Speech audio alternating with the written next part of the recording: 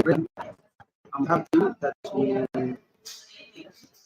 have arrived today, and we at least need to have a few minutes to discuss some issues that are very pertinent in the way we manage our human resource.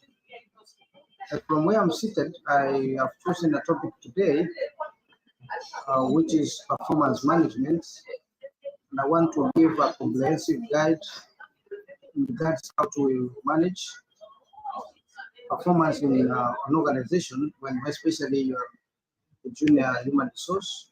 Maybe you do not understand the intrigues of that aspect. So I feel that whoever has questions, be free to comment and ask questions, because that is the essence and reasons why we need to be on. Critically, then we say that performance is one of the most crucial aspects of human resource management, and therefore it's crucial for organizations to have a process that ensures that employees are managed well in terms of activities and outputs which align with the organizational goals.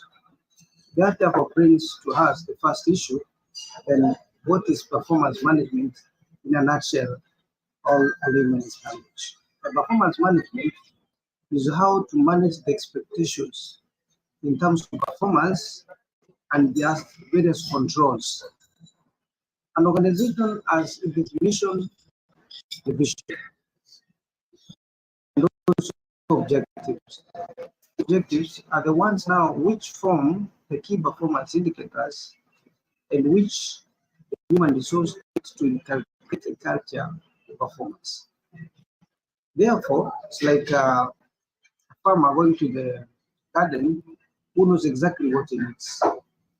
That means there should be controls in terms of the activities that he has, and there are various strategies that are being used to optimize the output of those activities.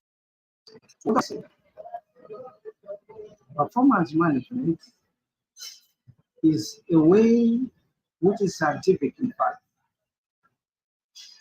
to know what you expect in terms of output, and therefore, having known the requirements of the output or what you expect, then you design a formula to optimize the inputs. In this regard, the inputs, we don't work with commodities, we work with human beings, which we call the human resource. So therefore, the inputs is the human resource or the human assets. How are you going to formulate them in terms of either training or coaching? How are you going to communicate the expectations so that whatever work they are doing, which we are calling the input, can be able to do the work to have maximum output. So therefore, we say that when formulating the inputs, we have to understand the work and the requirements and objectives and the goals. So that when you have your team, you are taking them to accomplish a certain project, you brief them accordingly. According to the work requirements, you tell them this job is required to be finished by maybe 1 week, and this is the expected performance or the goals, and therefore you draw what we call SMART objectives. Those objectives will be discussed with the team, and then they have to understand what is required of them by way of coaching and doing online. Sasa, you bring the people to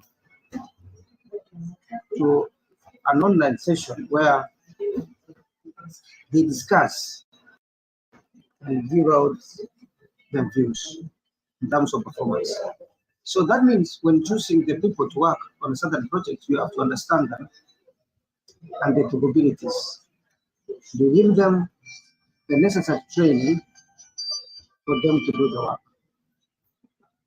So in a nutshell, goal setting involves especially established specific, measurable, and achievable, relevant, and time-bound smart objectives so that you're able to measure what is required of an employee to accomplish a specific task.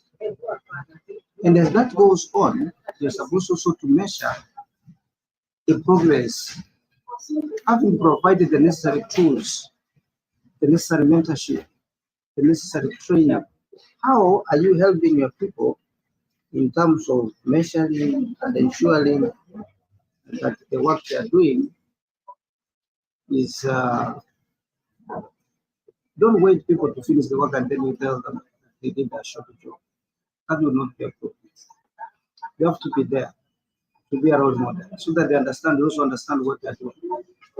You coach them along the way. You tell them that they have to achieve a certain peak performance. It's like a pilot who does not have a compass. You just start drifting around. You don't know where you're supposed to go. It's the same way to manage employees. So you have to know the output or the expected output at the beginning. I don't know if you are doing it.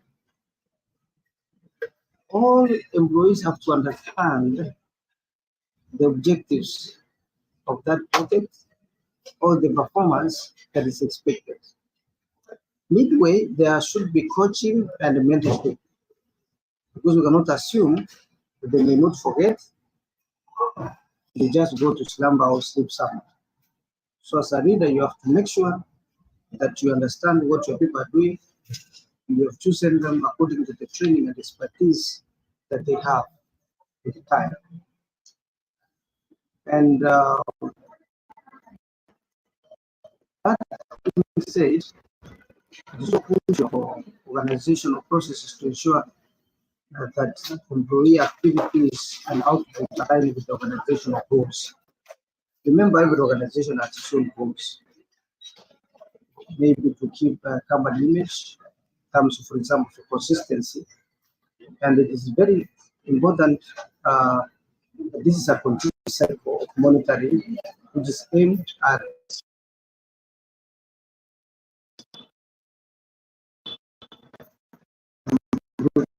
well to achieve certain objectives. And what they're doing on daily basis, then you have the record to show exactly what's happening. You convey feedback to the employees who are not doing well and correct their performance. And then at the end of the day, you find that even those who are not doing are finally improving.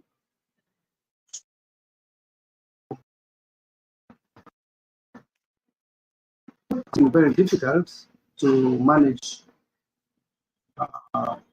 performance, especially if you're able to draw smart objects and do mentorship and monitoring.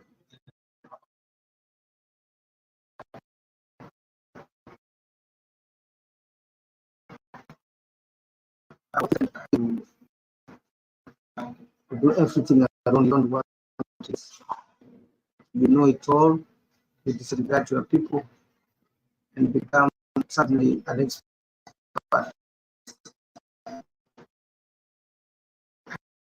Organizations don't do that. People have come already. They have to get